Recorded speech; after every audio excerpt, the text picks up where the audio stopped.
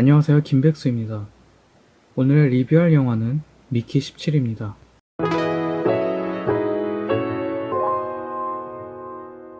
본론부터 말씀드리자면 봉준호 영화치고는 상당히 아쉽습니다.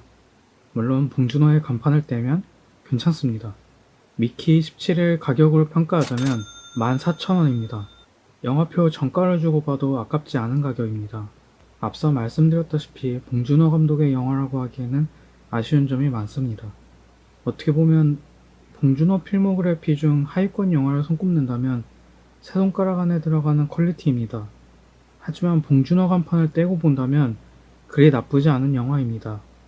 자, 지금부터 좋았던 점과 아쉬웠던 점을 각각 말해보겠습니다.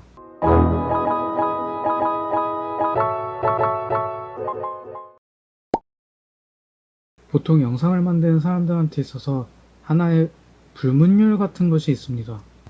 과거 해상을 많이 안 좋아한다는 점인데요. 과거 해상이 많으면 영상 자체가 지저분해진다는 말이 있을 정도입니다. 또한 과거 해상만큼이나 안 좋아하는 것이 나레이션인데요. 나레이션 자체가 애초에 기능적으로나 역할적으로 보는 관객들에게 많은 정보를 전달하기에는 무리가 있다 보니 나레이션을 사용함에 있어 어려움이 많이 따른다고 생각을 합니다. 특히 나레이션으로 설명하는 것보다 관객들에게 영상으로 보여주는 게 더 좋은 방법이라고 여겨지기 때문인데요. 물론 이러한 특성들이 나쁜 것은 아닙니다.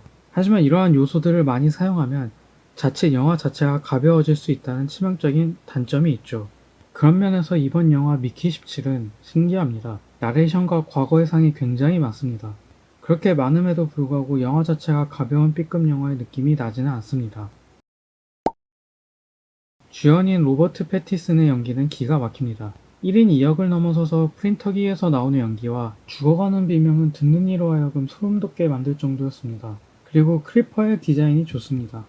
크리처물을 많이 만들어 오던 봉준호 감독이라서 그런지 이번 크리처의 디자인도 굉장히 훌륭합니다.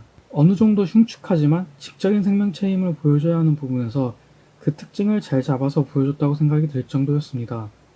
특히 꼬리 부분은 신선했습니다. 빨간 버튼에 대한 미키의 트라우마를 잘 표현한 부분은 좋았습니다만 이것에 대한 자세한 이야기는 단점 부분에서 말씀드리도록 하겠습니다.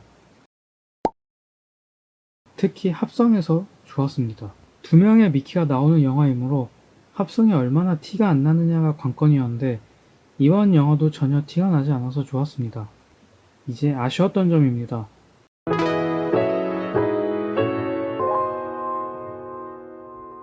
앞서 말씀드렸다시피 이 영화 미키 17의 나레이션과 과거 해상이 많습니다. 이를 통해 미키 17의 세계관, 설정들을 잘 설명할 수 있었으나 미키라는 존재에 대해 감정이입하기가 쉽지 않았습니다. 아무래도 미키 17과 미키 18의 너무 큰 괴리감 때문에 미키라는 존재에 대해 감정이입이 힘들 수 있겠으나 그렇다고 하더라도 미키가 공유하는 불안함, 두려움이 잘 느껴지지 않았습니다. 예를 들면 빨간 버튼 부분에서 설명드리자면 빨간 버튼은 미키의 공통적인 트라우마입니다. 장을 보고 엄마의 차를 타던 미키는 우연히 자동차의 빨간 버튼을 누르게 되고 이후 교통사고가 나서 엄마가 죽게 됩니다. 미키는 이에 대한 죄책감이 깊게 남아 있습니다.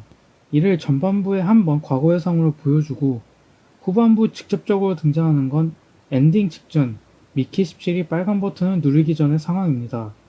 물론 후반부 미키들에게 부착시킨 폭탄의 유도장치의 색깔이 빨간색이라는 것, 이를 미키 18이 누르는 것까지 좋았습니다만 이런 깊은 트라우마를 해결하기에는 미키 17에게 빨간 버튼의 존재는 중반부에 직접적으로 등장하지 않아 너무나도 아쉬웠습니다.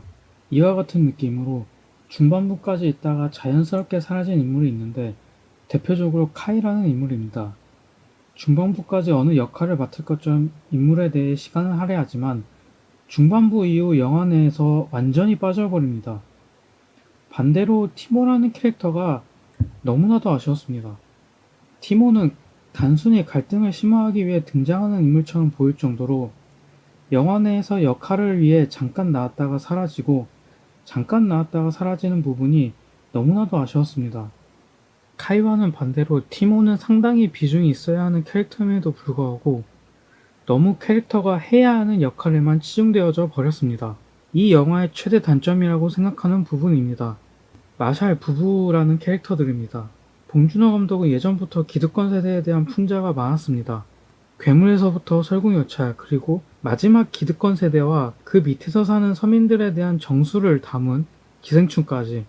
이번 영화도 그렇습니다. 기득권 세력에 대한 풍자가 있긴 합니다만 다른 영화들에 비해 조금 심각합니다. 선전물처럼 느껴질 정도로 너무 바보처럼 묘사하고 노골적으로 표현합니다. 풍자라고 하기에는 너무 가다 보니 조금 의아함이 있었습니다. 그러다 보니 이에 대해 좋다 나쁘다를 떠나서 과연 2025년 현재에 들려줄 만한 이야기인가에 있어서 조금 의문스러운 점이 있습니다. 영화는 메시지를 담는 도구가 아니다 라고 어록을 남긴 봉준호 감독의 작품이라고 하기에는 너무나도 노골적인 메시지가 있어서 그 부분이 너무나도 아쉬웠습니다.